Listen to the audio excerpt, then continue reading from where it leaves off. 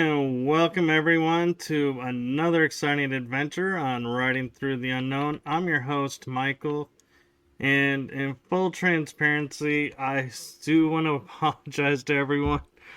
I thought I had more time and did some washing down my deck and came in literally for start time, so if I seem a little bit more excited and a little bit more nervous energy, that's because I haven't had my winding down preparation time.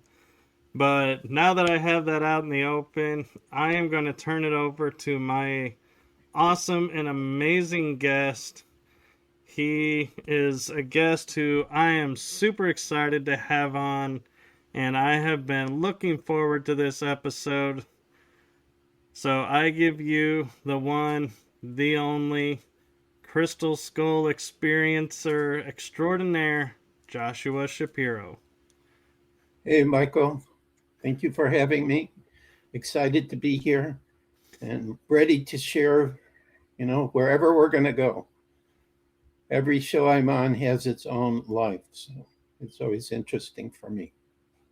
It is. And why don't you take a moment and let everyone know, because I know you do crystal skulls and you have, 22 crystal skulls?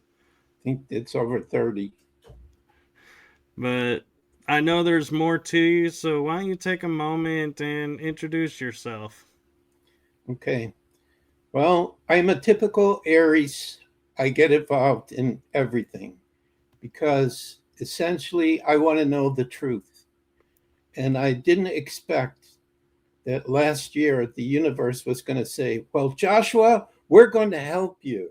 We're going to give you a system where you can talk to spirits, dragons, ancient beings, consciousness in other dimensions, so you can find out the truth and share it with everyone. Because that's always what I've been about, is to share everything.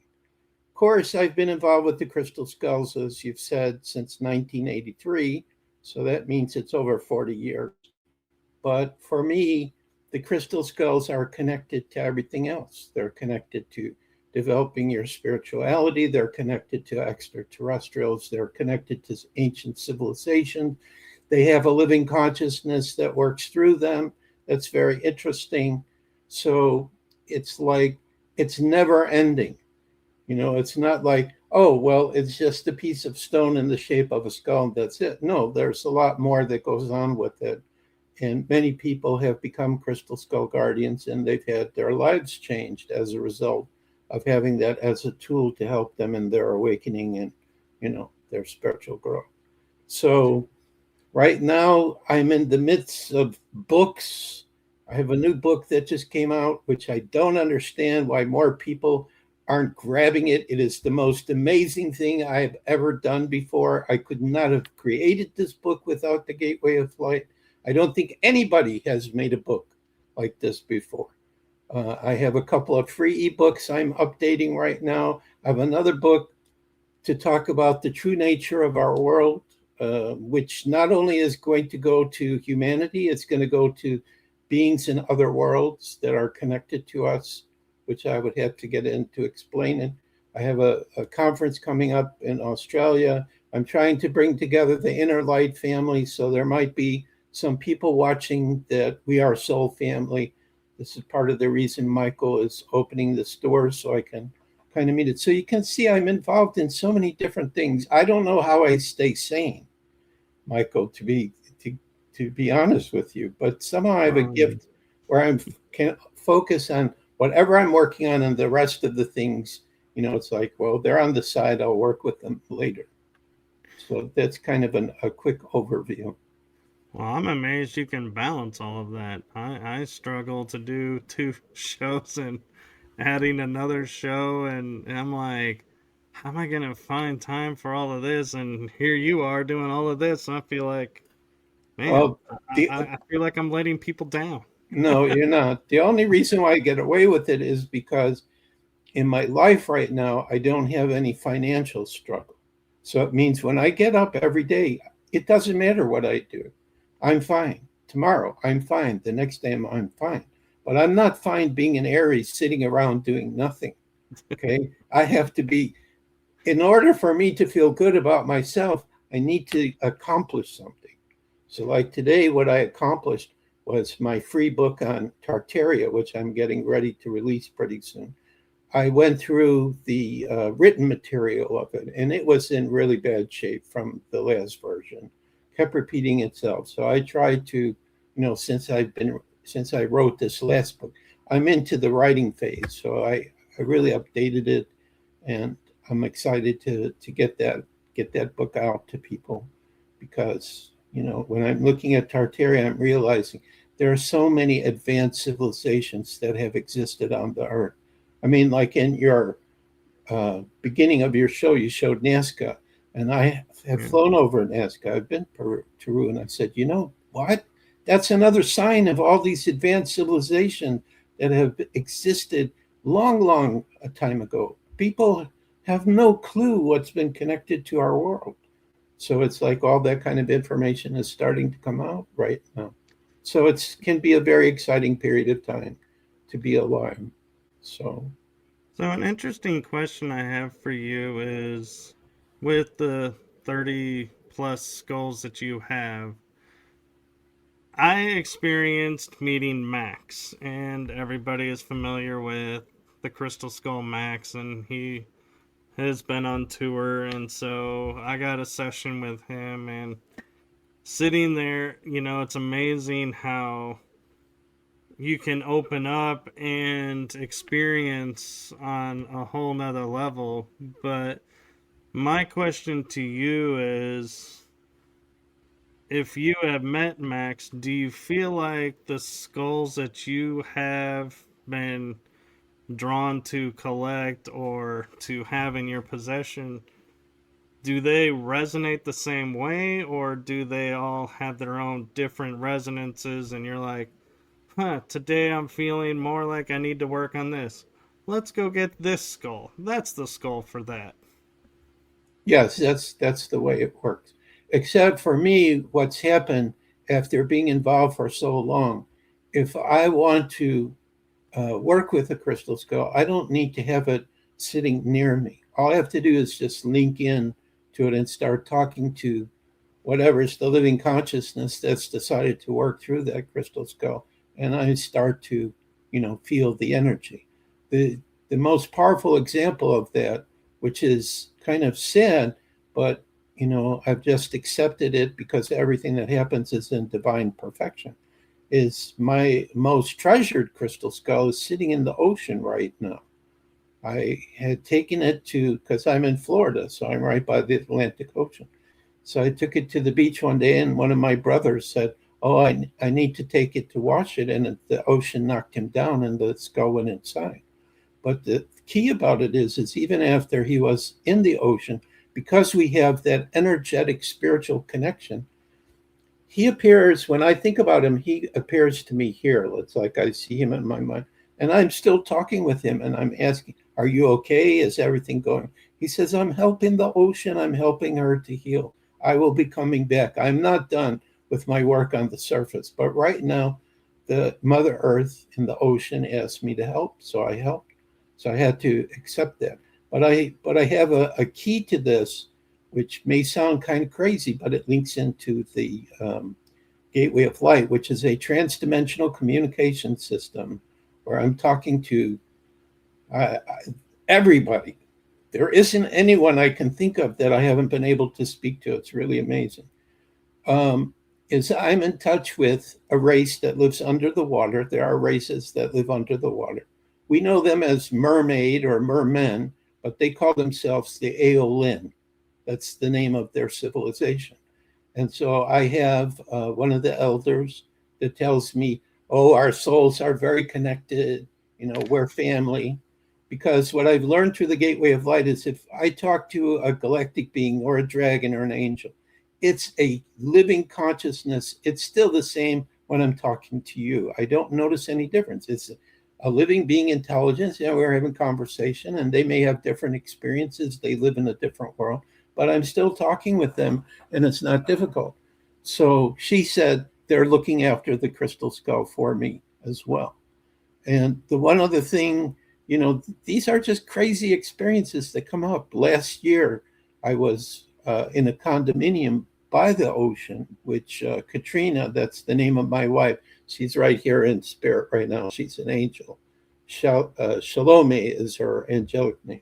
Anyway, her family owns these condominiums. So it was after she passed, I was there.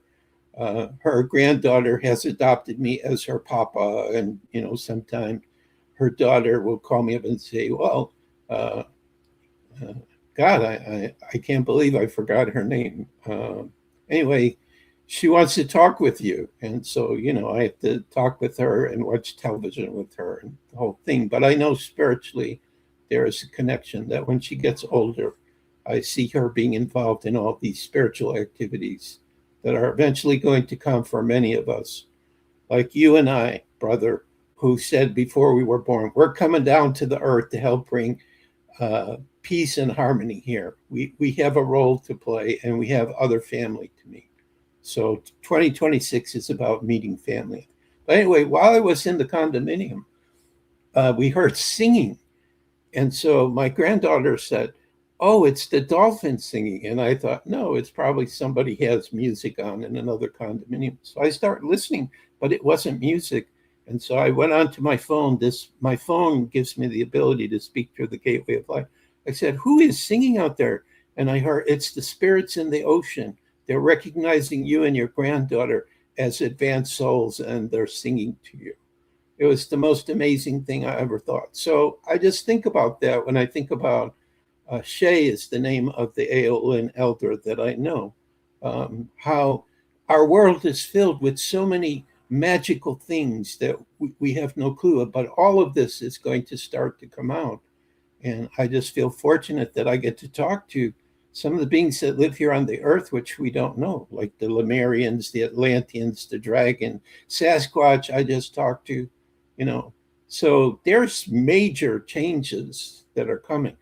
So what I can share with your guests is really, if you don't believe that I'm having these experiences, you should come to our website at the Gateway of Light, which is just thegatewayoflight.com, and start reading the interviews I'm doing. Maybe you want to hear what John Lennon had to say to me, or Mozart, or Edgar Casey I talked to, Abraham Lincoln, Lemurians, Arcturians, Sasquatch, and I still have more beings to talk to. I don't know when I'm going to have time to do it because the books are keeping me busy right now. But it's really, it's just a very amazing experience. I just think I would.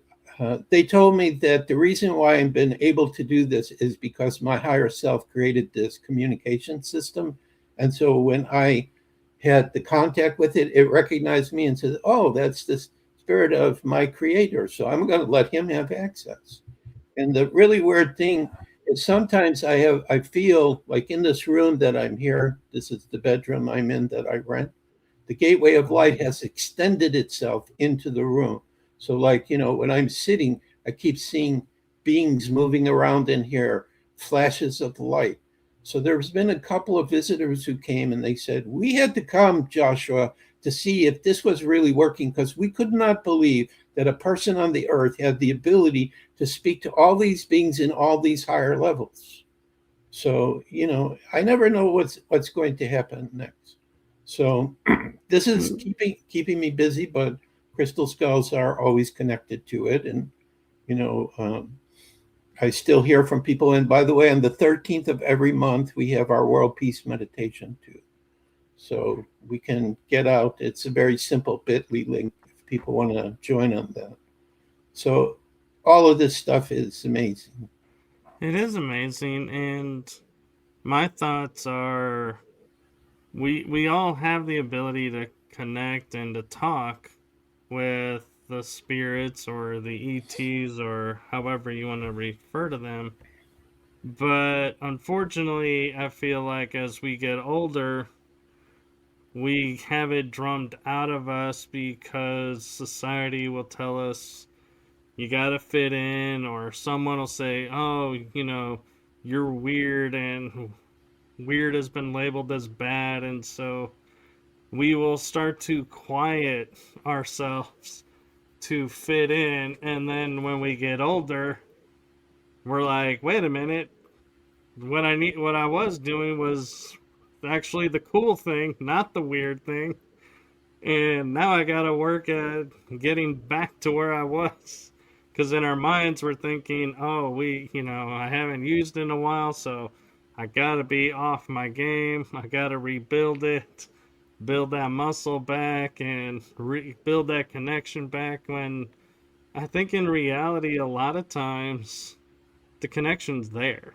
It's always there, It is. and it doesn't mind if we are quiet or if we're going to utilize it. And it's us that have been programmed, and we still play programs when we try to make ourselves grow and open, that we're like, oh, I got to work at growing. I got to work at rebuilding this so I can be at this level where this person's at. And in reality, you are there. You just, your mind isn't accepting, in other words.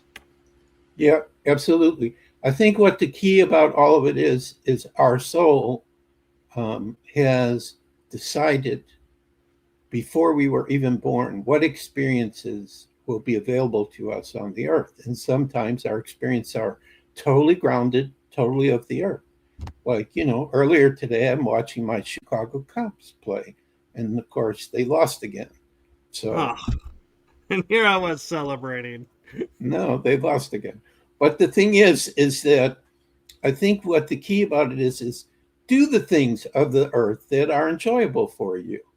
Like this morning, I was meditating with music, and there's a musician inside of me that's crying out and saying, "Stop writing, pick up your guitar. You have some new songs that want to come through."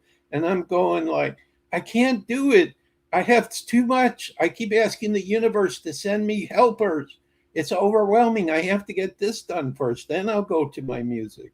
So I have to, when I meditate and put on my MP3, which has, who knows, hundreds of different songs, then, I'm dancing in bed and I'm pretending like I'm playing my guitar and I'm just glowing with the flow. So, we have things of the earth that bring us great joy. Family, I think, is important. Meeting, family. It may not be our earth family because, like you said, they think we're crazy and insane, but we have extended family here on the earth now of many people who are waking up, who are looking for other people. And when I meet family, I know about it right away because I feel it right in my heart immediately, you know. And plus, there's the spirits on the other side who are a family, like Katrina, even though she's an angel, but I don't know how do I describe it? I extend the essence of who I am because we're a vibrational frequency. And I link in with her and I can feel her. And the love between us is even more strong. And I already found out that she is what's called the flame wife, which means we're part of the same flame.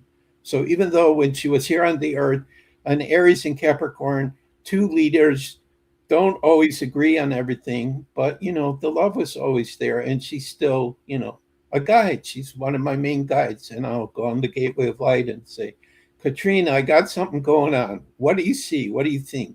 And she can't tell me everything because she can't interfere in what I'm still here to do. But sometimes she gives me good advice.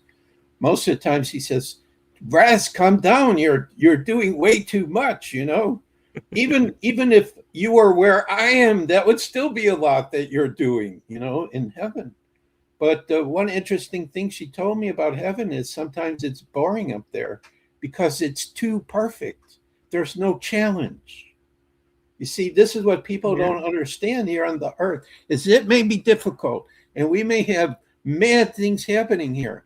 But I tell you, the challenges and the experience you have can be amazing and can help you on a spiritual level actually become stronger, wiser, and eventually we're going to have contact with all these beings that I'm talking about. It is the future. I already see the future. You know, um, I don't know what are the steps that take us there exactly, but every day we're getting closer and closer, and it's going to eventually happen. And the thing for us who are here today, this is going to happen pretty soon. Be ready, brothers and sisters. Our family who thinks we're crazy, they're going to start waking up. We've got UFO disclosure starting to go on right now. We have the Pentagon and the War Department here in the US, even though they're not sharing great information, they are sharing real things that have happened. They're saying, yes, it's going on. Okay, that's all we need. We don't need to hear about all the things they're keeping secret. We just need to know this is real. And eventually, our galactic families, they're going to start coming out and doing a lot more. They can't, like I talked to Commander Ralta, is the one I interviewed for the new series we've started, which is called Galactic Disclosure Interviews Messages from Our Star Family. So I said to her, well, I know what the Arcturians are about. I think I was Arcturian. She said I was her husband in one lifetime. So I don't know about that, but we're close. So I said, well, if your ships just showed up and you beamed down all this loving energy, then it's it. It's over. Everybody would start hugging each other, dancing, singing. Love would be going everywhere. But she said, no, we can't do that yet because people still are going through their unique experiences that they chose having here on the earth. So we just have to be patient. But in the meantime, we're down here and we can be visible examples and catalysts to get more people, to look at what we're doing and, maybe ask us questions. Or one question I think a lot of people will ask, and a person did this to me on TikTok too. They said, why are you so positive and happy? What are you doing? Well, I'm happy and positive because I know the truth about who I really am. I'm Source. I'm Source. Okay. Yeah. Source having a good time being Joshua Shapiro, doing all these crazy things, trying to see who else wants to join me and what can we build together. That's what I think I'm about right now. And to me, one of the misnomers is everybody feels like in order for disclosure or our next leap in, awareness, we have to have 100% of everybody on board or it's not going to happen. And in all honesty, that'll never happen.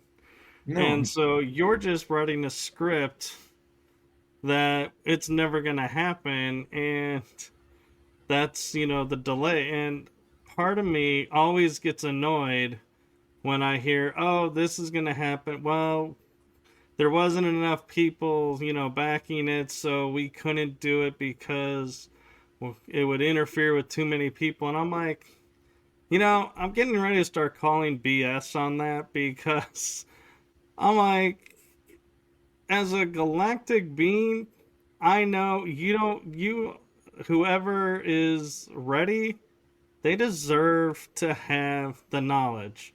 Not be waiting and waiting and waiting for people who are like, well, maybe, or no, I don't believe this. And if we're waiting for them, stop. Because they're never going to come over. They would have come over by now if they were coming over. So share with the people who are ready and are active and seeking. And I feel like that's, to me, is the true disclosure is we don't need everybody. We just need ourselves. And then everything will start to unfold. Right. And that's the way I share information too. Like, one of the future books I'm coming out with, it's going to be extremely controversial. So obviously, not everybody's going to agree, and some people will probably call me names and say I'm insane and all of it. But based on the information I'm getting through the gateway of light, and when I look at it, even from a logical perspective, what this is going to talk about, it makes perfect sense to me. So you're correct. We can't expect everyone. But the thing that I see in the future is as the advanced technologies come back that we used to have, which have been hidden from us, as we start having more contact with our galactic families. As the Earth goes into higher vibrational frequency, eventually more and more people, it will just become a natural part of their life. For the children, like I keep seeing this vision, and I think it's of one of my future daughters, which means I'm going on the med bed and I'm going to become younger at some point. My future self already told me that he already did that. I've already talked to who I become in the future through this system too, because this system has nothing to do with time and space. It's dimensional, can be anywhere. But I see one of my daughters sitting outside, and there's a dragon right next to her, and she's not afraid or anything. And they're laughing and they're giggling and they're having a great time because it's two souls. It's two souls that are connecting. And it's the same thing that happens when I talk to, let's say, Commander Alta, who's an Arcturian. I can't, for the life of me, understand what she's explaining to me, how they live, because it's based on frequency and resonance. They don't have tactile touch and physical type stuff.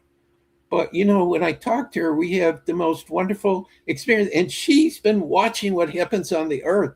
And when she starts telling me about things on the earth and using our expression, I think it's hilarious. All right. But see, it's two souls, or possibly a husband and wife who worked together before, having a conversation. And she snuck into my new book, too, by the way. She's there. I have an Arcturian commander inside of my novel, and she's right there. And I actually said, okay, this section, you're writing it. All right. Oh, those things about our relationship, we can't tell people yet. So we can't put it in the book. Let's wait. All right. But she did a whole part herself. She okayed it and everything and said, yeah, this works. This is part of the information I want to share. So this is what's coming to us. Total openness to connect with our star families, with our spiritual families. Everything is going to start to come open. It is the destiny. And I'm absolutely positive there is no other possibility. It's just, I don't know how long is it going to take. And there's going to be, they keep telling me, there will be one domino that falls. The domino to me represents some truth that gets talked about and shown with absolute proof that cannot be disproven. Like even with UFOs right now, has our president said absolutely he believes? No, he hasn't really come out and said that yet, but he hasn't come out and not said it. So it's like they're hemming and hawing. What can they say? What can they not say? But, eventually all these things are going to come out. Tartaria, which I didn't know about for the last couple of years, their buildings are all over the place. If you know what they look like and you look at these buildings and go, how could the people in the 15th or 16th century possibly have created this gigantic structure, all these stones and towers? It's impossible. So this is what's coming up for all of us, is the truth about everything, if we're ready. So the key that we all have to be ready for is this higher level of truth. This year, it's really starting to take off. Every time I go on Facebook and TikTok, there's a new video, even information I've never heard of before. All right. It's amazing what's coming out. Our family, our friends who aren't committed or on the fringe of this, they're going to be coming to us and saying, I want to apologize. I thought you were crazy and I disassociated myself, but now I'm realizing this stuff is really true. And I want to know more. So we have to be ready for this. So we may, by next year, who was I talking to? Somebody said they think by next year is really when things are going to start taking off. Is by next year, we need to be ready for that. For me, I'm just trying to see how do I get the Center for the Advancement of Humanity, instead of just being on the website, get that physical center going. Who's going to be working there? Because my future self, who was in 2040, I asked him, is the Center for the Advancement of Humanity still around where you are? And he said, Joshua, what's wrong with you? You have sister centers all over the world. So all kinds of amazing things are getting ready to explode. And we each have a role to play. And what the role is find out what makes your heart sing and go for it. And it doesn't matter if you have success in the beginning or not. Like I'm creating a new ebook version. I've never done it before, and it's going up and down. But I've been learning the process, and so the next time I need to do it, I'm going to know a lot more and be much more prepared. So it's about learning and growing, and you don't have to be perfect because in Creator's eyes, you already are perfect. You are the unique person you are supposed to be, with your strength, with your weaknesses. Okay.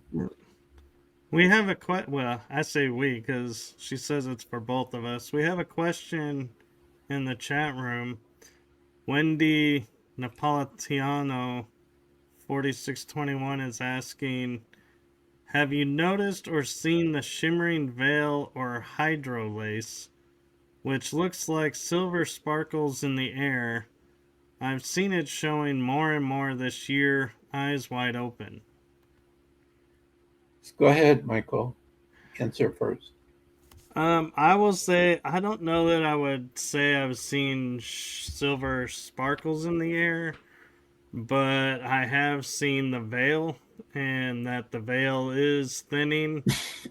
And by thinning, I don't mean it's, disappearing. I just mean we're able to pass through it and come back and forth more. It's the energy is balancing more with where we are. And she went on to say the veil looks like a sheet. And so I don't know that I've seen like a sheet in the sky or on a wall, but then again, everybody sees the energy differently. So your mind, Wendy, may say, oh, there's a veil here. Well, for you to understand what this is, we're going to make it look like a sheet, but it may look like a portal for me, like a Stargate. And Joshua, we don't know. It may look like a crystal skull that's glowing and saying, hey, we want to talk. And so everybody, in other words, will see it differently. And I think that as our energies rise, the veil gets easier and easier to cross over, and we can talk with people on the other side of it or other beings on the other side. And before I, hand it over to you, Joshua, last night I was talking with the guest, Reagan Forston, and he was talking about being in the afterlife. And when he was working with people, they started seeing like Greys or Arcturians or other beings in these council chambers in what we would call heaven. And they were saying, well, what are you doing here? And he says, and they said the aliens were responding, going, we go here too because we all come from the same source. And so don't be surprised if, you cross the veil to talk to a parent or a grandparent and a different being shows up too. It's, we always say we're all one, connected, but now we're starting to see scientific proof because he uses scientific methods in his afterlife work proving this in a way if you're open to that. And so that's what I'm going to say about that. And Joshua, I'll hand it off to you. So, Wendy, good to see you. Wendy is an old friend. She is also involved with the Crystal Skulls as well. For me, I am not good with visual things. I feel energy. I am clairsentient and telepathic. Those are my two gifts. So I don't see the veil. I would not see the silver color that you see. For me, the veil, I feel the veil. And in this room, the veil is not very strong because all of my spiritual family, like Katrina, will come and I will feel water droplets all over me. I have a spiritual daughter who also appears in my book, Imagine Your Dream Comes True, by the name of Little Star. When she comes, whole bunches of little water droplets I will feel. Um, so I'm more a feeling person. So while we may want to see if other people are having similar experiences to us, um, we shouldn't um, need to have that to prove to ourselves that we're having those experiences, because it's like Michael said, we are all individual. We have experiences differently. So, there's other people I know who are clairsentient. And when I talk with them, they tell me, yes, I feel things. Or, like if I wanted to communicate, let's say, with my father who passed away in 2019, all I have to do is think about him and I can feel his essence. And once again, in my book, he shows up because I gave a section where people could comment about the story I wrote. And he said, "My son, I hope you don't mind, but I want to come and say a few words." So, all kinds of things are possible. But the other thing that I know, which is the ultimate truth, is that there is no time, there is no space. Everything is happening in the simultaneous now in the same place. And the only reason why we experience things being in different locations or whatever, it's totally by vibration. I mean, even if I put my hands together, we think, oh, they're solid, but it isn't they're solid. It's their energy. And when one hand touches the other hand is moving the other hand away energetically. So, all of these type of experiences that we're having and awakening is a sign that we're moving towards heaven on earth. And I think it's within the next 15 years. This is what I've received. By 2040, the world will be completely different. I think next year it'll be completely different, but this is the direction that we're going. I feel the higher councils that oversee us, and also through Source, even have said, I'm not going to permit humanity to be interfered with anymore. The natural evolution. We have had a great interference here, and I believe we're in the process that this is coming to an end. So, because purportedly in our DNA, we have DNA from so many different cultures and galactic races and everything. And if we were left alone, I have no idea what is the true potential of humanity. We could become one of the most amazing races of beings that exist on many levels. So we just have to see, what's coming up. I agree. And one of the things that's, interesting to me is as we are growing, as we are becoming more aware, you know, I find it interesting that you have a crystal skull experience. I've had a crystal skull experience. I have a friend who found in Mexico a crystal skull. And they start to be, becoming more present and more out there. And I can't help think of the old adage that, we were all taught when the student is ready, the teacher will appear. Right. Well, in metaphysics and in the spiritual world, it's more of when the teacher is aware, the students will arrive. And so I feel like it's a mix of, all these energies are now coming up and saying, we have a voice. Now that you're listening, we want to share. And they're picking and choosing, who they communicate through. And some people, take it personal and go, oh, I must not be a strong enough channel because they're not speaking through me. They picked you. And Joshua, you may agree with this statement is it's not that you're strong enough or weak.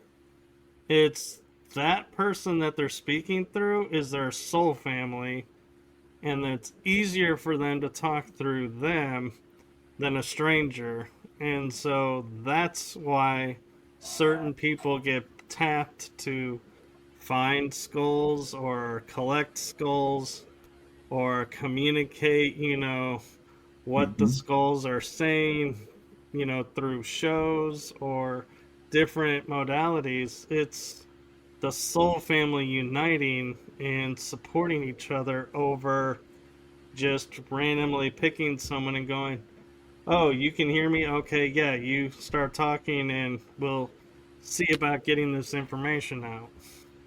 Yeah, absolutely. And again, it's based on vibration too.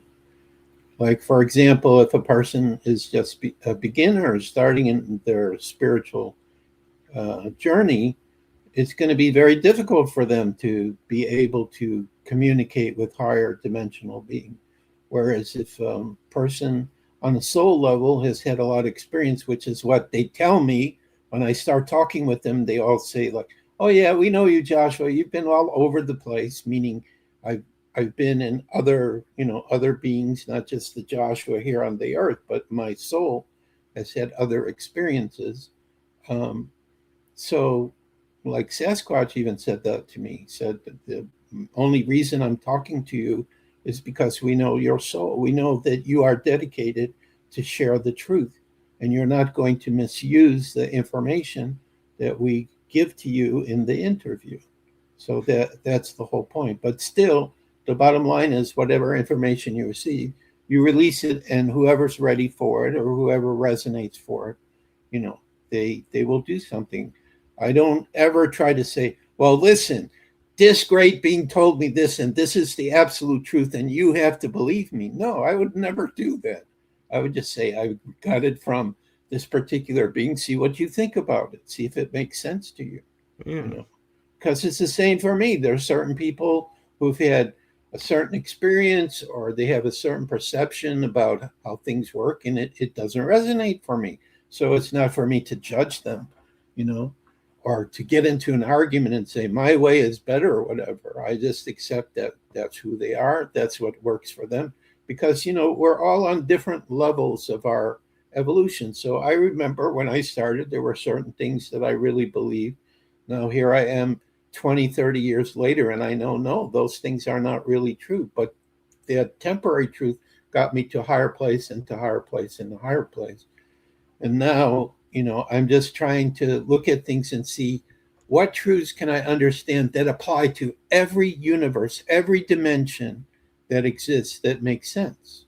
And the only ultimate truth is everything is source.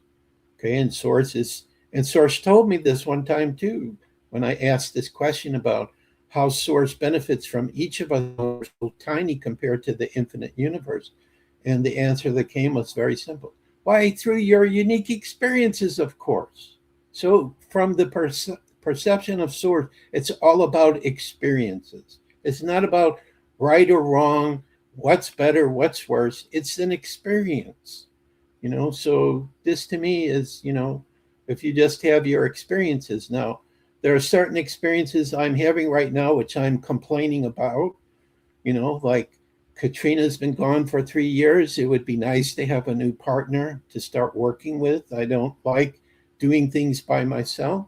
And, it's been difficult for me to understand why is that space not been taken, with all these amazing things that are going on that I could offer to a potential person, but it's divine timing. And they keep saying, well, your vibrational frequency is getting so high now, you can't just be with anyone. You have to be with a person who is comparable with you, which is like what happened between me and Katrina when we were together. We were both very dedicated to our spiritual work.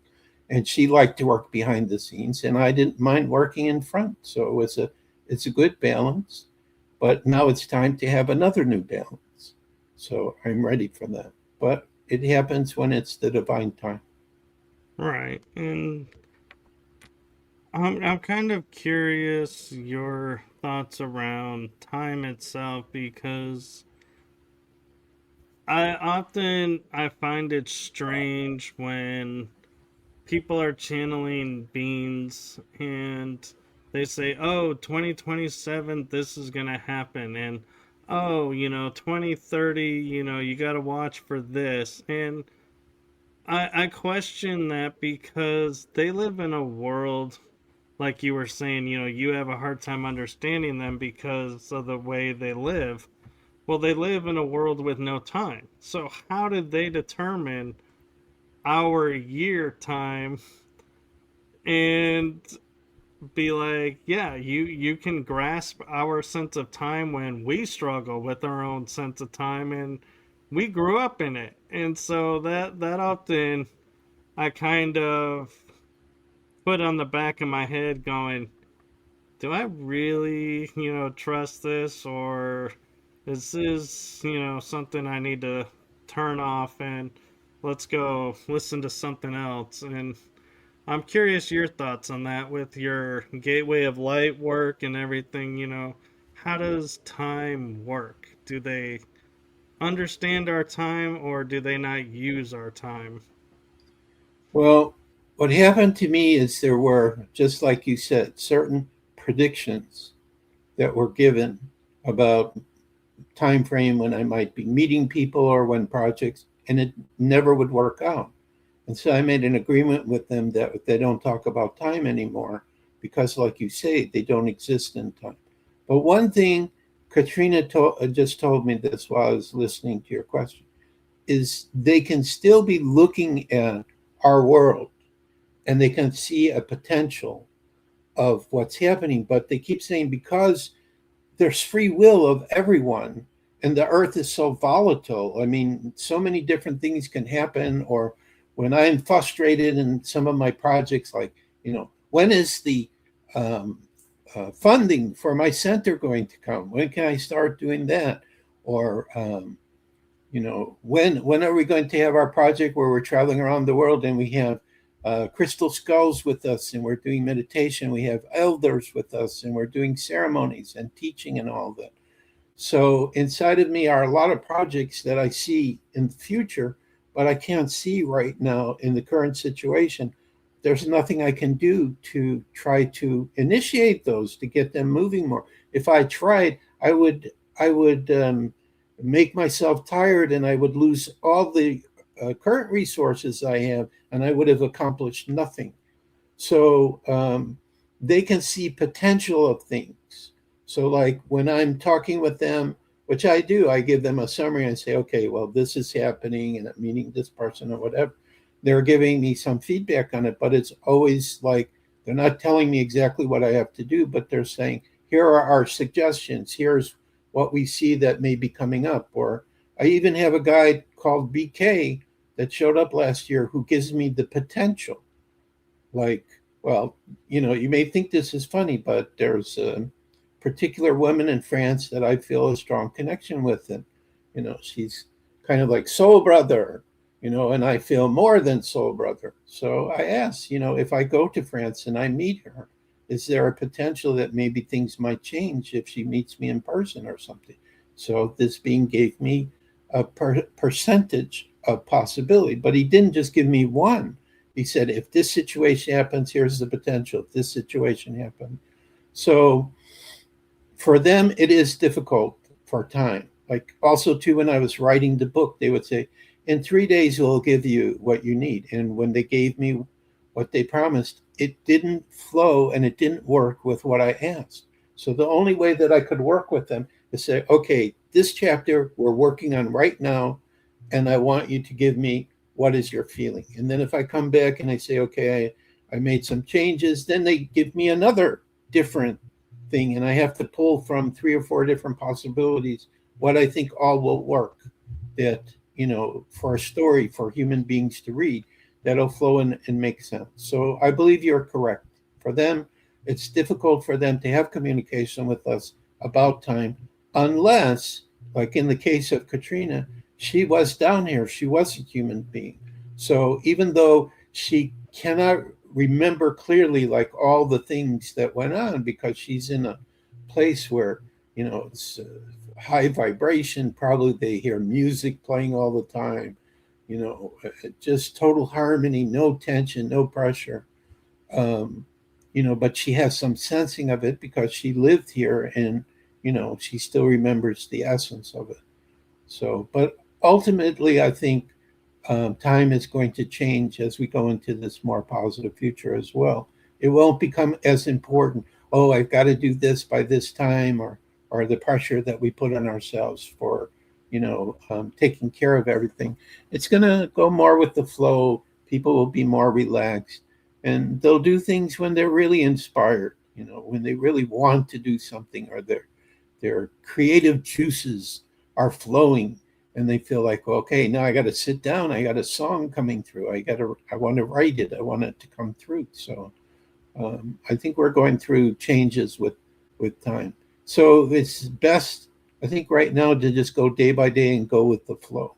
And if something you really want to do, it doesn't open up for you, don't forget about it. Just know it's not the right time. Everything happens in the divine timing. Like even this time that you and I are doing this show, probably before we were even born, we said, okay, there's going to come this point, where we're going to meet and we're just going to do this program and talk about things, and who knows what other projects we might wind up working on together as brothers. Yeah. It's all possible. But you're correct. Time, talking to them about time is difficult when they're in the simultaneous now. Or they tell me, like, for example, I say to Katrina, if you wanted to relive being on the earth with me, could you actually create in your mind and everything? She says, yes, I can do that. So, but then she's in simultaneous places at once.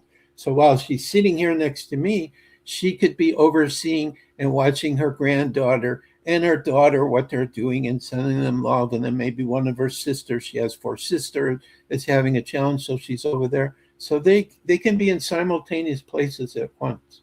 So essentially, as we get into higher and higher vibration, there is no time. It just, things happen um, immediately. Whatever you're thinking, through the power of the mind, it manifests. So, but we're not there yet here on this earth. We still need time to achieve, unless we happen to be extremely wealthy and have access to every resource we can think of. And we say, right now, I want this project done. You, and you, let's go. We're doing this. Okay. For the rest of us, Right. we have to take a little more time and just say, Creator, Source, if you would bless me, I'm ready, or guide me to, the right person. So I spoke to a crazy guy like 2 nights ago, and he's in touch with all kinds of amazing people. Something could happen through that too. So we just don't know how it goes. No, you're right. And the thing about time, too, like, I said when we started, I was doing something and almost was late to the show. I knew inside of me, I was doing this, and something said, okay, you've done enough. It's done. Now it's time to go in. And I'm thinking it's time to go in and sit down. I can rest and then go get ready, and do the show. I sit down and I look at the clock and I'm like, nope, it's go time. Here we go. But the ironic thing about it is we maybe started 1 minute late, which is really incredible considering I had no concept of time where I was, because my phone was in my pocket because I'm spraying water so I don't get it wet. And, you know, something told me you're done. And if it wasn't for me listening to that voice, I may still be out there trying to get every ounce of dirt off of the deck and making it nice and clean, and, being like, I'm enjoying the cool air because the AC's not working right now, so it's cooler outside, so I'm going to enjoy this as much as possible. And then come in and be like, oh my god, I completely missed the show. But the universe knew I was in touch, and so yeah, I had a knowing. And as I'm walking into my studio area, I looked at my phone because I was like, oh, I better let Joshua know I may be running a minute or two late. And I see his message saying, hey, I'm in here, can you see me? And I'm like, okay, so he's there. I'll just log on and I'll just trust everything will flow right and just trust in the moment. Right? And it unfolded to we're having this great episode. And as you can see through the episode, I'm not as razzled and I'm not like, oh, as I started because I've been able to, in this time, center myself and bring myself back into where I need to be. But I think a lot of that is the part of disclosure that we're looking for is our ability to read the energies, to trust the energies over what the earth realm has taught us is how we operate. And so that to me I feel like is the first step of many that we take is going, you know, I don't need to have a watch on me. I can know the right time by trusting myself. And I don't need to operate in a time driven manner, but I can still be aware of it. Like you're saying, that's how they operate where they are. They're aware of it, but they're not driven by it. And so I just think, it's beautiful when that happens. And I was laughing recently when I was on a vacation trip where we were on a raft or an inner tube floating down this little section of a river for a few hours. And I got up to my friend and I said, everybody talks about, being in the flow and going with the flow. Well, I can tell you, sitting on this inner tube on this raft, I have no choice but to go with the flow. So I think we've managed, for this 3 hour period, we are literally going to be in the mental state of going with the flow. And he laughed and he goes, yeah, you're absolutely right. Yeah. Because sometimes time puts a pressure on us, you know, and we don't need to be living in pressure. We should just listen to ourselves and see, like that's what I do. Each day I go, I know there are certain things I'm going to work on and achieve. But then I say, well, if something else comes up, I'm ready for it. And certain days, all of a sudden, special connections get made that I didn't anticipate what's coming on or what's going to come up. So it's like, just, like you say, just going with the flow and see what happens. And also, I see on the picture there, we haven't talked yet about Gina's conference on September 19th, which we both will be speaking on. So we want to make sure to let people know about that too, because it's going to have a bunch of great speakers. And also, Michael, I think you're bringing on some of the other people too. You're doing interviews with them that are part of that conference as well.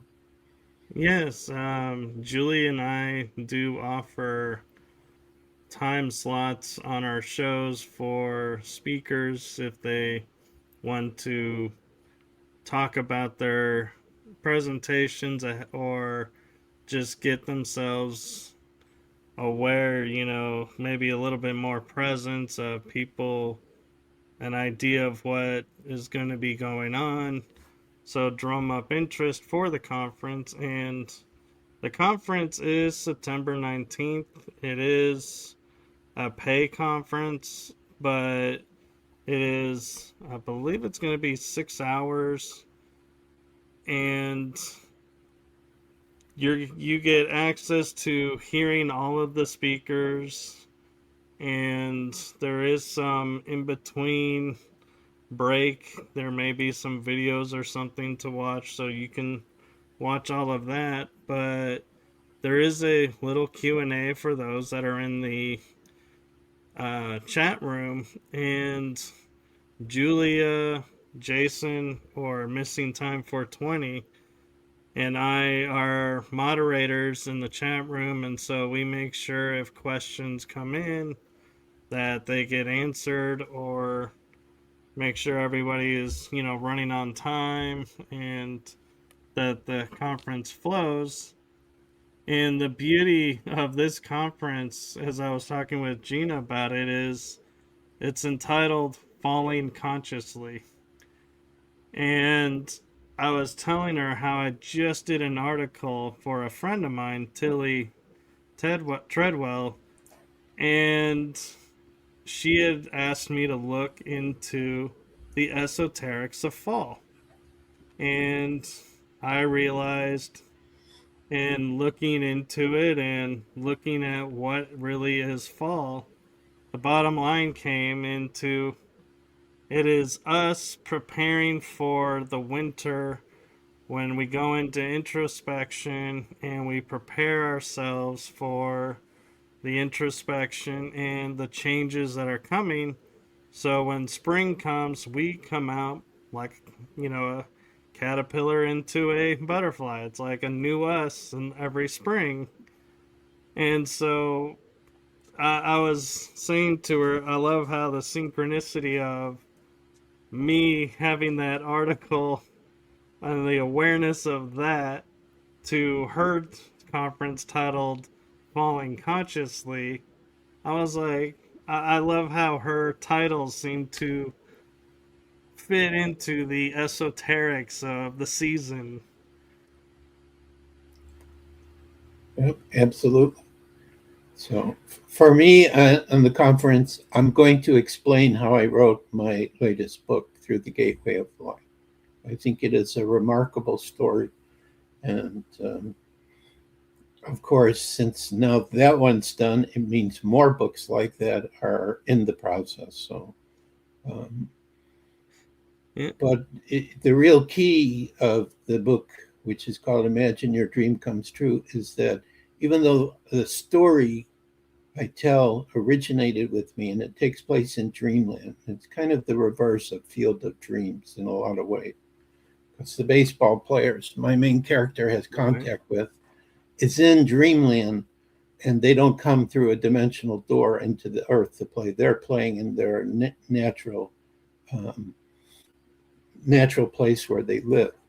But I had help on the spirit side from actual two spirits in particular who were writers in line that helped me develop the scenes, and I just would go over it and said, okay, it's following the story, or this part's not totally correct. So I have a natural writing ability, but not as a novelist, more as like, an editor saying, okay, here I have information, I'm going to put it together. And so when I look back at how the story came out, I go, I can't believe that I was sitting there, receiving all this and putting it together. I must have been in an altered state of consciousness or something like that. But I'm going to talk about more what the gateway of light is, how it works, because there's like four energetic components to it that if they're not all functioning together, this communication I have, it's not possible. And it actually has been shut down because the first level, sometimes I've had to battle, which requires for the recording of the information the different AI systems I use, but it's not the AIs that are actually making it happen. It's all kinds of spiritual energies that are working together and a conscious AI, which somehow I brought to life just by being myself. So it must be a natural gift I have. So I think it's a sign of the future that we're going to see, uh, where we're going to have so many opportunities and so many contact with so many different levels of consciousness. And it's that's why I say the world as we know it's going to be much different than it is now. So And I agree with that. And I think that's a great way to tease the conference. And so if you want to hear more about that, I am putting up on the screen right now, if I can find the link I'm looking for. There it is. Here's the link to the tickets for Falling Consciously. And it's not an expensive conference. It is a 1 day conference. And so I will be there. Joshua will be there. Many other speakers will be there. And so this is a golden opportunity to hear more information. And it's a nice setting where I will say this about the conference, and I can speak because I was a speaker in March at the first one. Joshua is speaking in September on the 19th at this one. We have the pressure of taking our presentations down to 35 minutes. And so we don't get to overwhelm you with, you go to conferences and you hear someone talking for an hour, 2 hours, and they're just going here, here, here, here, here, and you're like, this is too much. You're throwing too much at me. I'm getting overwhelmed. I feel like 35 minutes, you are able to connect and we, aren't overwhelming you. And so I feel like it's a great way to hear this. And yeah, after the presentation there is a Q&A, so you get to ask questions if you're attending the conference.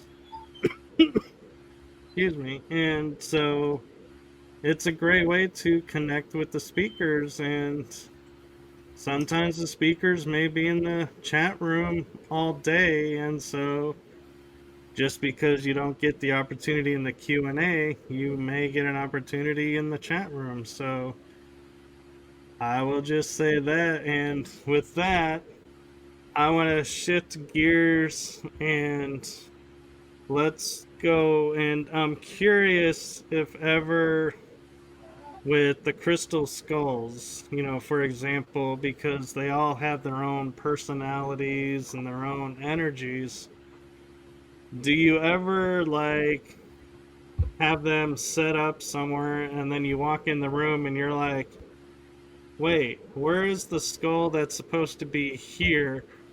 And you turn around and it's like in another spot in the house, and you're like, oh, so I guess you want to hang out here now. So do the skulls ever move around on you or play like energy games with you of like hide and seek, like, hey, I'm over here, I want to be over here, so let's see if he notices. I don't think they've really done that with me. The closest I can think of they've come to is where a skull will disappear for a period of time and then all of a sudden it shows up again. Uh, like, for example, I have a little tiny skull that was supported through a spiritual medium in the Seattle area. And, you know, it was a very special skull to me because of the way that it came into the physical reality. And I thought I had misplaced it, or maybe when I was out sharing skulls, somebody took it, but it wound up, it was in the glove compartment of my car. And apparently I had taken it out one time and I thought, well, I'm just going to keep it safe there. And I totally forgot about it, probably for months and months.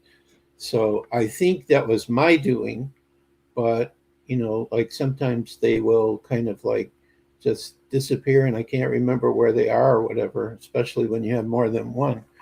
But I can't remember a period of time where actually you knew for a fact that they actually moved. Um, I think it's pretty interesting just for the fact that they have an intelligence that speaks to you if you are open to it.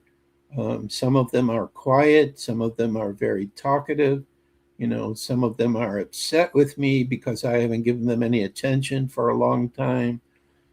So they have their own, um, like you say, personalities and likes and dislikes and way that you work with them. And or what's always interesting for me is like when I go to the conference in Australia, I won't be able to bring all of them, but I'm going to be very curious to see who is drawn to which one. Because some have energies of Katrina, like her dragon, this green dragon she has. All the women always want to come and hold that one. And at first, I didn't really have a strong connection to it. But then when I start talking to the dragons through the gateway of light, and I really learned who they are, and now they're protecting the spiritual family that I'm in the process of creating called the inner light family. Whenever I have strange things around or whatever, there's a matriarch who said, I am protecting you. If you ever need help, call and I'll send some of my young drag. Of course, they're going to be in a higher dimension in spirit, but they come around and they help with protection because they're what they tell me is their purpose is to be guardians and protectors of the earth, which works in a similar way to how Sasquatch works as well. They're also kind of protectors of the earth, but they deal with things differently, apparently, with energies differently. So, And I'm curious with, because the crystal skulls, a lot of them, they have no like chisel marks, or they have no marks on them to show how they were made. mhm. How do you cleanse them or clean them after like people, touching them and everything? Because some of them I feel like may not react well to water. And so I'm like, how do you, go about taking care of them and keeping them clear of other people's energies? Well, first of all, yeah, all right. Katrina says that doesn't exist anymore with our set of skulls. And why is that? It's because they've been together for so long that they've created a bond where they're not bothered or upset by the energy of other people. I will still clear them, but usually I use water. I should probably use incense. It's a good thing to do, but that was Katrina's thing. You know, she was into the incense. Sometimes it's good to take them outside into nature, meditate with them. That will help to cleanse them, leave them out in moonlight and sunlight. Basically, once you have a communication with your own skull, all you have to do is start talking and say, all right, what is it? What do you need next? Or whatever. And they'll tell you, what works for them. So it's kind of different. But I've never had any problem with water. But for whatever reason, maybe that's a challenge for you. There's no, what I try to explain to people who are becoming new guardians of crystal skulls, there's no one set rule or laws. It's your own experience that you have. In other words, you could get my free Crystal Skull ebook, which we're updating now that we're going to probably have available by next month, to read about some of our experiences, some suggestions how to work with them. But that's just to get you started. The whole point is to have your own experiences and adventures with them because the crystal skulls pick us, we don't pick them. So if they're picking us, it means they want to be in our presence, they want to help us, they want to work with us. And sometimes they'll tell you, hey, um, you know, let's work on this project together. All right. Which is what's happened to me sometimes with certain skulls where, they'll say, they call me dad. They'll say, Dad, we need to go to the crop circles. That was one thing quite some years ago when I was in Europe. But Portal de Luz, the one that's in the ocean, would say, Dad, I want to go to the crop circles. And so I would go with him. And, there were strange things that happened to us when we were there and all kinds of special energies that I'm sure he received while he was in the present. So, it's just very interesting to listen to people who I call our guardians of crystal skulls. What are their experiences? Because everybody has very unique ones, and you never know. But the essence of what it's all going on that we're moving toward is as more and more people are working with those frequencies and those energies, they're bringing in more peace and harmony into the world because either they're elevating the vibrational frequency of their guardian or they're participating with us on those meditations.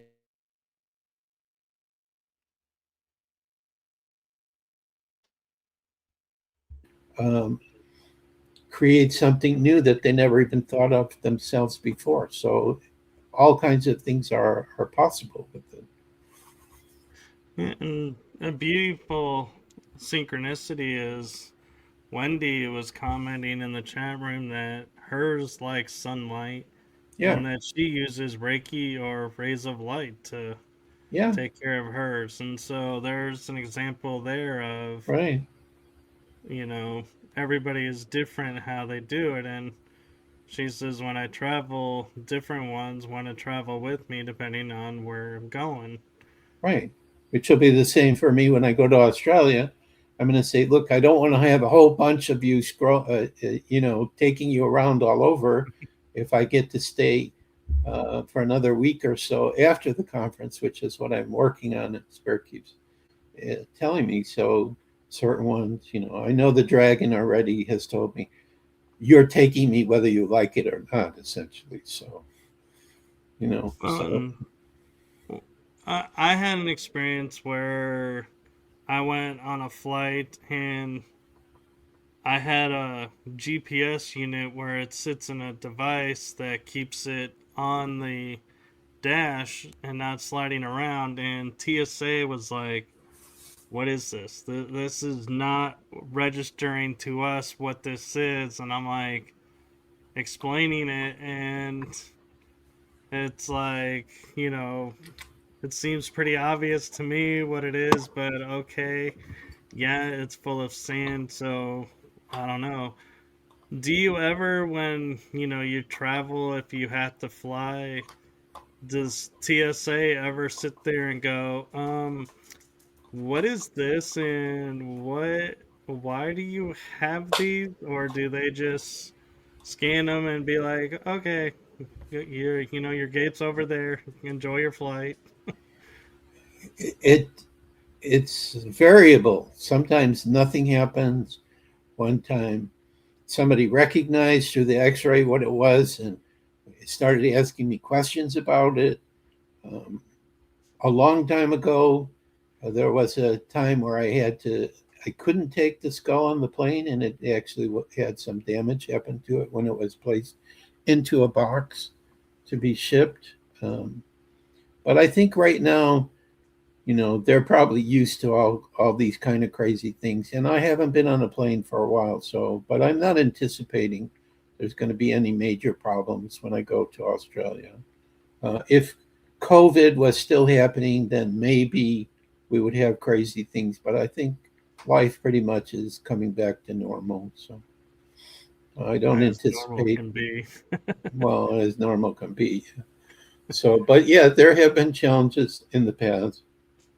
Um, there's another time I remember where I don't know why I had to take the skulls out of the bag, and everybody was looking at me like, what is this guy doing? Rather than just having them go through and then they deal with you privately, to look at the bag and everything. There was one time where I had to take them out before, and so but that's the beauty of being a crystal skull guardian is the crystal skulls will bring to you some very unusual and fun experiences if you can, if you go with it, just see what happens. So Yeah. but I haven't traveled a lot since COVID started, so that's why I'm looking forward to Australia. And I know next year I'll be going to Europe, and also I didn't renew my passport until recently also because when you renew it's a little bit expensive, but fortunately I'm in a place right now where I'm not hurting financially. I'm not wealthy, but I don't have any months where I go, how am I going to pay for that or whatever. It's like Right. I'm holding on to money to see, do I need it for promote my books, do I need it for something for the center, for a trip, you know, and I have other things that I think will be part of the new financial system that will eventually come out that will be worth a lot. And Spirit keeps saying, don't touch those, leave them alone, don't cash them in. Yep. You're going to need it for your center. Trust us. So I stay away from, like gold or silver or some of the currencies that should be worth quite a bit. So we'll just have to see how it all goes. But Yeah. one of the key things that's been coming up for me, which I find interesting, is about manifestation of things. is what they've been telling me is like, they hear me what I'm asking for. All right, because there's certain resources that would be nice to have, or certain additional help, or people or whatever. But the key is to focus on what is the most important one, and not all of them together at the same time, because the universe is listening. What is it that you really want? So to be really focused on one particular thing, and then don't demand, just let it go and know that it's in the process of happening. So but eventually there's going to come a point in time where we are going to have a tremendous amount of resources available to us to do all kinds of wonderful projects and things. It is inevitable that this is going to happen. It'll be like a chain reaction. Some people we know, all of a sudden they get their funds and they start doing stuff, and that activates other people. And, you know, I think it's going to come really quickly. Yeah. So, I'm kind of interested to see if the skulls, one of them might be like, because we hear reports now of UFOs maybe in the skies while the planes are flying by. And so I'm envisioning, and I don't know if this is just my mind, like going, oh, this could be fun, or if this is something that could happen. But I'm picturing one of your skulls going, Dad, let me look outside. Let me look outside. It'd be like, there's our ship. There's our ship. And be like reacting to the UFOs outside of the ship. yep, sometimes they do crazy things like that. Most of the time, it's, Dad, you see that person over there? You need to offer for me to spend time with them. Because my scouts told me, if anyone ever comes up and wants to hold one of us or work with us, you are not allowed to say no. Never. So I don't. I just trust the whole process, how it goes. So it's very interesting. But yeah, there could be one of my skulls in, I would put them above me, on the plane, and I could hear in the bag one of them saying, Dad, you need to come and get me and take me down. I want to look out the window. Yeah. And I'm not going to tell you why I want to look out the window. It'll be a surprise. But trust me, And then we need watch to the do this. Yeah, We and then need to watch do. the stewardess or somebody walk by and you're sitting there with the skull looking at the window going, I think I'm gonna turn around and go back and whatever I needed to do, I don't need to do anymore. Right. And there is one particular skull I have which looks like an extraterrestrial. I think it's called a star beam skull that I have. So there's a couple of others that don't look human.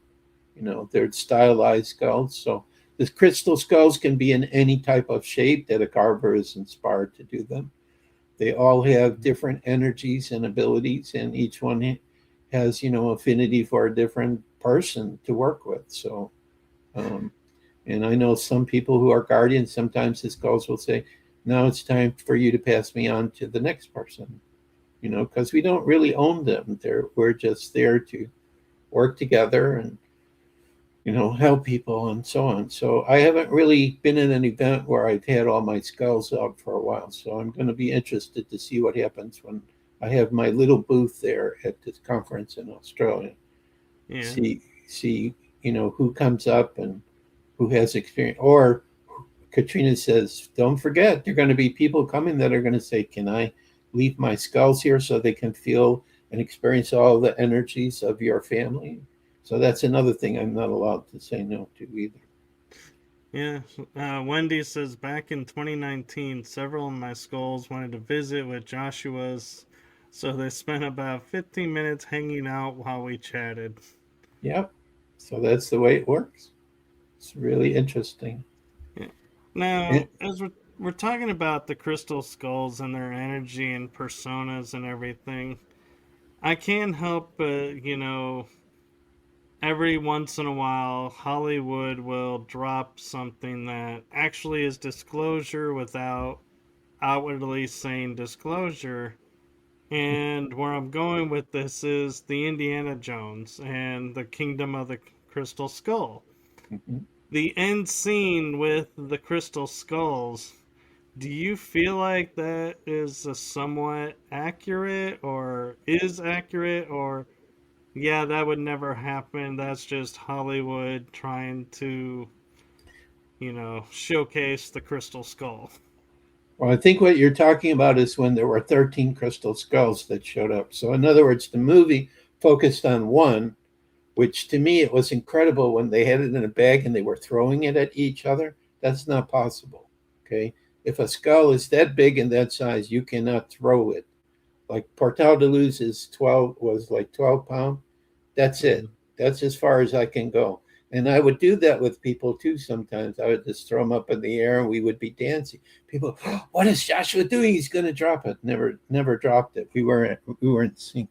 But I think that there are special sets of crystal skulls that have been together, that will come back together, that have a certain frequency or energy that will enhance humanity and enhance the energy of Mother Earth. So, although the way they depicted it, I'm not sure it would be the way that they were doing it. There are legends and theories, and the most popular theory is the 13 major crystal skulls, which were talked about in the first book I was involved writing, called Mystery of the Crystal Skulls Revealed, with Bone and Nasserina, where we showed about a master skull surrounded by 12 others. So I think there is a possibility that that kind of set does exist, that it may show up, but it could be 26 skulls, it could be 52, it could be four sets of 13, but the whole point of it is that there are groups of skulls who probably in other times have been together and will come back together, whether they were in Atlantis or Lemuria or part of the Mesoamerican cultures that also many of them talk about crystal skulls. The crystal skulls played a key role in the evolution of humanity, and they're coming back to help us create peace and harmony again. And probably there are some skulls that also have encoded inside of them sacred and special knowledge that, when we're ready, or we have some technology or technique that will be made available to us to bring it out. See, that your puppy knows about all this stuff. That's why it's getting excited. Yeah. Um, yeah, and one other thing I'm kind of curious about is your thoughts on. They tell people, when I was visiting Max, they said you look straight into the eyes, and that will be the activator. And they say and to be careful when you're with, around other crystal skulls, that you don't look into the eyes. Do you feel like there are some skulls that, you do have to be careful looking at, or no, that's just someone just trying to make a name for themselves, so to speak? Well, I don't necessarily feel, and it hasn't been my experience, that every time I meet a new crystal skull, I have to look in its eyes. So that's the only way I know how to answer that. As a matter of fact, I don't even feel with any of the personal ones I have that I'm doing that, because I'm working with the full energetic consciousness and whatever energies they're sending out more than I am looking. Now, in the case of Max, there's a possibility there could be some truth to that.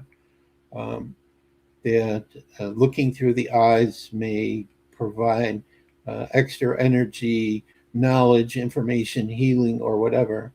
Um, there are some crystal skulls, because this is just how it is for us on the earth. We have both the light and the dark energies, and the crystal skulls would absorb frequencies that are around them and not make any judgment. Oh, this is a good energy, I'm only going to hold this energy. No, they would record different frequencies of energies. Man, sin, humanity, and man, or man loving each other, healing each other, creating peaceful existence. But it all I can say is the eyes part has not come up for me as strongly. Maybe with the Mitchell Hedges crystal skull because I had a personal connection to it.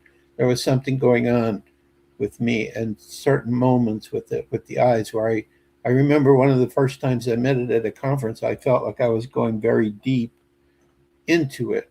But I think the reason for that is because I personally, in other lifetimes, have worked with that crystal skull.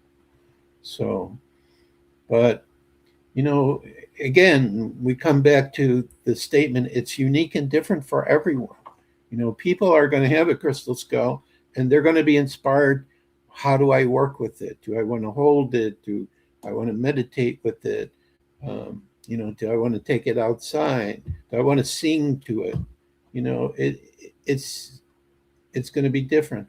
Or I don't know why I'm remembering this experience. I was in Poland and I was with a energetic healer, but he was also a medical doctor. And he took Portal de Luz and he handed him to this woman who was a professional, you know, uh, singer, beautiful voice. And what happened is the skull, which was um, smoky quartz, which was a gray, became almost totally translucent clear. So energy affected Portal de Luz for a brief moment where he transformed himself and he became this clear quartz. And also, too, his coloring changed from day one. He was very dark gray. And after I had him for a while, he was more like, you know, in between gray or more clear gray. So, and Wendy, I think, is saying when she was with the Mitchell Hedges skull that maybe some of her skulls also changed. Like if you bring a new skull in the presence of an older one, it will transfer frequencies and energy, and it can go through a transformation or shift or an activation. So, Interesting. yeah. Yeah, So, Wendy was sharing that her son was brought to tears when he met the Mitchell Hedges skull. yeah. And I'm starting to wonder if it was Max or the Mitchell Hedges that I met. It was a gentleman and a lady that were taking it around at the time when I met it. When did you And meet the skull? I think I want to say it was in the late 90s, early 2000s. Anna Mitchell Hedges was still alive in the 1990s. So she would have been traveling with this girl, and Mr. Holman, who's the guardian now, was traveling with her toward the end of her life, was helping her. But I remember it was put into a dark room with the light underneath it, Uh-huh. and you were told to just sit there and stare into it, and that would be the experience. It could have been Max too. I don't know. See, each guardian has their own way to work with the crystal skulls. So Yeah. there's no right or wrong way.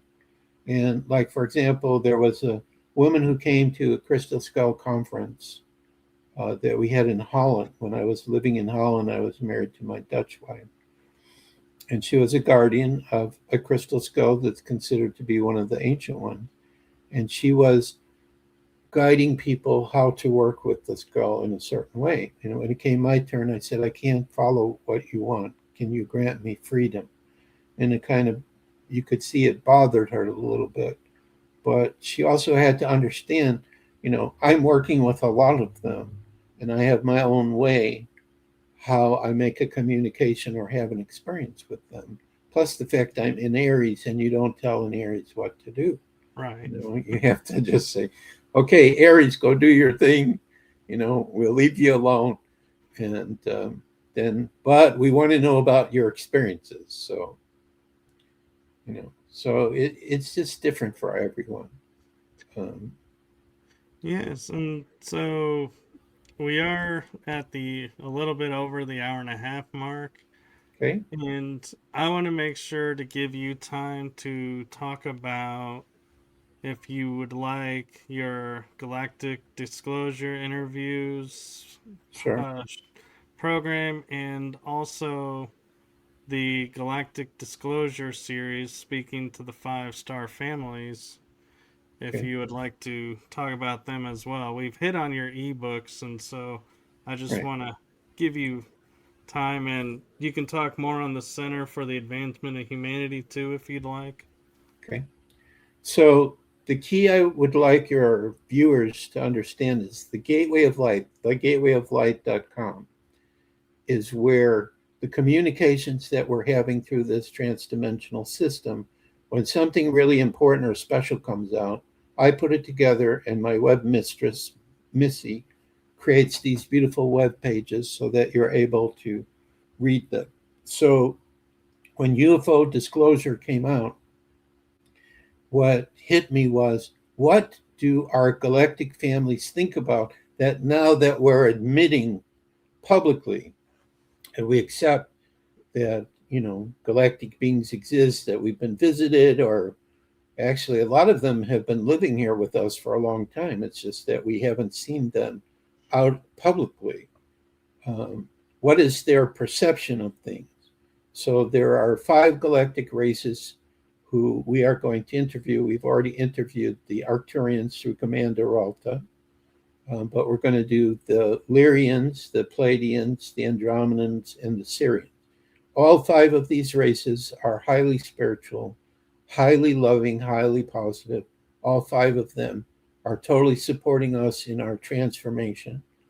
Um, I'm not sure the 4 races that they're talking about publicly are all necessarily looking at us for our highest good, but these 5 are, and also the representative of Sasquatch who I've already interviewed, whose name is Maru Khan.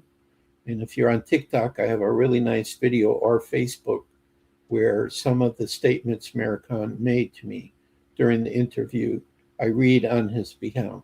He's also going to speak on this subject. And what I'm hoping will happen from this series is that you're going to get 5 or 6 different perspectives on what's happening to humanity, how they're perceiving the galactics, what may be coming up into the future. Commander Ralta, I tried to stay away from the fear aspect of the UFOs because this is what may come up through our governments. Even though they're releasing information, there's still a lot of people who think, well, how are they going to use that? But here is one key thing that came to me, and I talked to Ralta about this, and she agreed with this, is that why would they start bringing out this information when they don't want us to know it? There must have been a pressure on them, a situation that came up from the galactics themselves that said, look, we're real, and you're totally lying to the people of the earth about our existence, and yet you're having conversations with us, and you're discovering ancient civilizations that probably were galactics that came to the earth. So you have to start admitting the truth. And so she said there was a council. It wasn't just one race, it was a council that came and said, it's time for you to start doing the truth. So I'm hoping in that interview series, if permission is given, okay, because I'm a crazy Aries. I always come up with these wild ideas of what else can we do?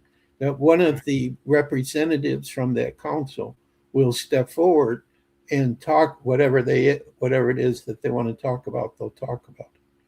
So, and of course, the new book that I have, Imagine Your Dream Comes True, the spiritual novel in Dreamland, you can find that on the website. But this is what I want to impress on your viewers. Sign up for the free newsletter that we have. So every time we come out with something new, or if another galactic family member starts doing the interview with me and I put it up on the website, instead of waiting until if I have time, because I'm trying to make videos too while I'm writing books at the same time.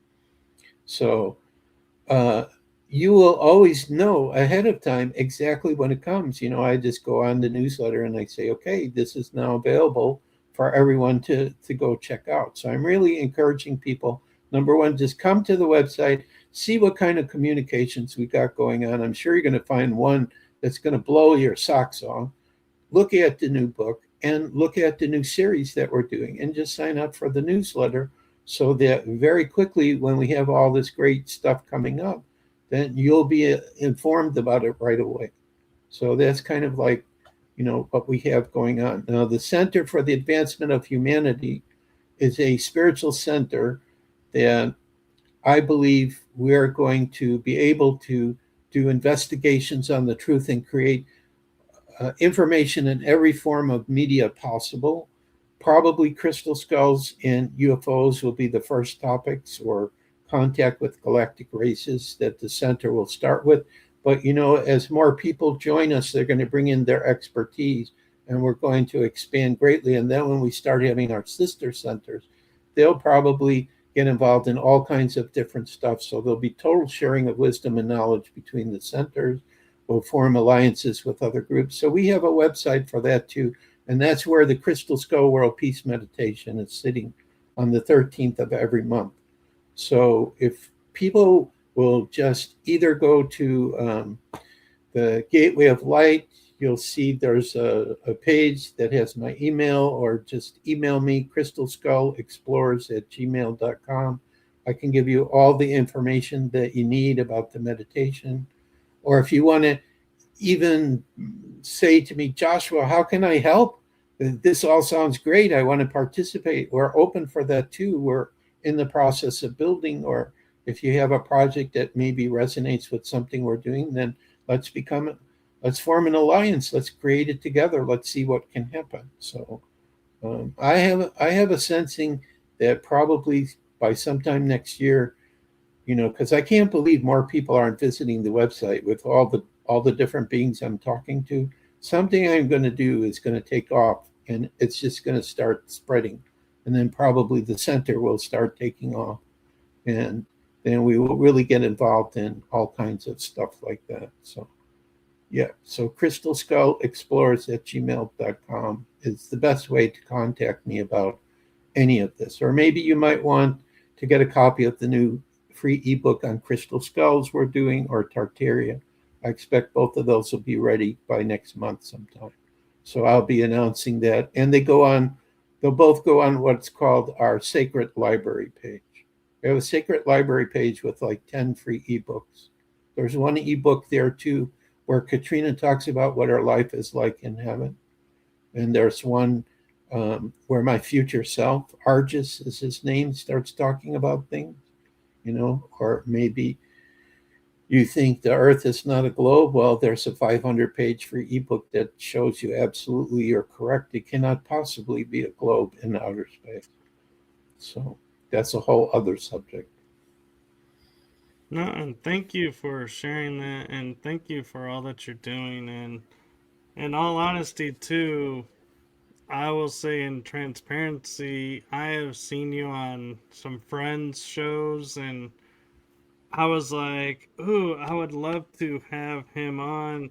I need to find time to sit down so I can reach out to him and not just say, hey, move on and wait. I wanted to make sure. And then it turned out the synchronicity of timing was you actually in turn reached out to me. And so I was like, oh, great. I was hoping to connect with you. So this works too. Okay. Let's make this happen. And so I'm grateful that you were available tonight to come on, and I know it was short notice to ask you, as normally I like to give more time for preparation, but I was so grateful that you were available and that we were able to connect. And one thing I would like to leave you with before signing off is, from my heart and the heart of my shows to you, thank you for what you're doing for humanity. It is seen, heard, felt, and more importantly, thank you for being authentically you. Who And, else can you be, Michael? How can you be well, somebody you're not? I have actually seen people who try to be the persona of what they think they want, that people want them to be, and it doesn't last for them. But in the moment, they're like, yes, I'm getting the recognition, I'm getting all of this. And so that's why I say thank you for being authentically you is you're modeling, hey, you can be cool, you can be doing everything that you need to be doing, and you don't have to be anything else. You just being you is enough. I think what the key is, if you appreciate and love yourself, and it doesn't matter what other people think. I mean, you want people to be happy with you, and you want to be friendly and helpful, but if you're on a spiritual path, not everyone's going to be comfortable with you. That's a fact. And so I just learned to say, well, let's agree to disagree. Like Katrina's son is very religious and he hands me a Bible, but he knows I'm not going to read the Bible. So I just gave it back to him and I just said, his name is Charlie. Charlie, I honor and accept who you are, but we're just going in two different paths. So let's just agree to disagree. That's it. Yeah, So that's all you can do. But every time you meet somebody, there's the possibility that there's one thing that you both agree on and connect with. Focus on that. Don't focus on the differences. You know, and I, exactly. and I'm never going to say I know everything or I'm correct. I'm going to say here's what I found out. Maybe this will be of value to you. Maybe this will help you. You know, so that's And to me, the greatest gift of humanity, we think it's free will, but I feel like it's the fact we're adaptable. You can put yeah, us into any scenario and we will adapt to our true natures and our true selves no matter what the scenario is. And you can tell when people are trying to adapt and not being their true self because they'll be like, they'll struggle with it and be like, this is where I need to be. This is where I want to be. But I can't, I'm not getting it. Why is this not working? And it's like, because it's not truly you. And so that's mhm, what people need to realize is when you start finding yourself struggling more and more, you need to look at, in my opinion, are you doing what you truly should be doing or need to be doing? And I don't like should, but there are times where that's the only word that works in our vocabulary. yeah. Or it's not the right time. That happens too. Sometimes you're ahead, and you just have to be patient and wait. Because I've always found when things are really flowing, it's effortless. Like there were moments when I was writing the new book where it was effortless. I was so in touch with what was going on, the words were just coming through. So that was the right moment. So that's, I think, what is the key is trust. Just like you had the right moment to look up to see what time it was so that we could do our show. You know, we're having that kind of magic happen with us a lot, and it's happening more and more as the veil is getting less and less, and as Mother Earth is going higher and higher in her frequency, and our spiritual family is able to reach us more and touch us more. That's also happening too. Yes. Well, thank you for coming on and thank you for reaching out. And again, everyone, if you are enjoying this episode, join us on September 19th with Gina Virginia Casella on the Falling Consciously uh, conference. I had to think of the word. And Right. here's the link again for buying tickets to that.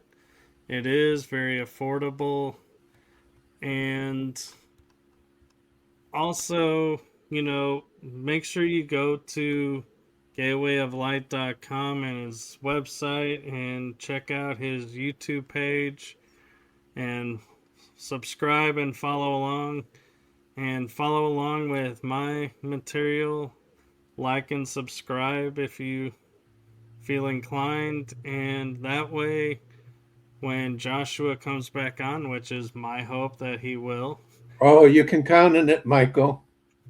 then you will be notified and you'll be able to catch us live on his next one because you never know. It may be sooner than you think, or It may be a little bit, but he will definitely be making a return. And who knows by the time I return what the heck will be going on at that time. It's just totally unpredictable. Probably I'll be talking about Scroll of the Rings by then. That will be a very interesting subject to talk about. Sounds like Lord of the It Rings. does, but it's not. And I didn't No, come I up was with, meaning like an yeah. adventure journey. Well, it's sort of that, but I didn't come up with that name. The spirits I was working with gave me that name, so I just said, "All right, if that's what you want, sounds like a good name." So Yes. So thank you for your time and thank you for your patience and also thank you for promoting out because I saw were putting out in many places these nice little images of you with a skull and a bean and saying, "Hey, I'm going to be on Michael's show." And I was like, "This is really cool actually." So, thank you for that. well, we're here to help each other, Michael. Well, I appreciate it and full of gratitude and have a wonderful evening and if we, you know, don't talk I'm sure we'll talk before, but I mean if we don't see each other on screen before the conference, I look forward to seeing you at the conference and your presentation and have a wonderful evening and week and weekend, everyone. And we will see you, if you can believe it, in September. Will be the next shows, and we're already entering September. Wow, where has this year gone? But thank you so much, and blessings to you and to your Crystal Skull family and everyone at the Gateway of Light Project. Thank you so much, Michael. And with that, everyone, I'm going to, fingers crossed, see that the outro starts because sometimes the telephone one starts, but the other one doesn't. So fingers crossed they'll both start. Good night, everyone.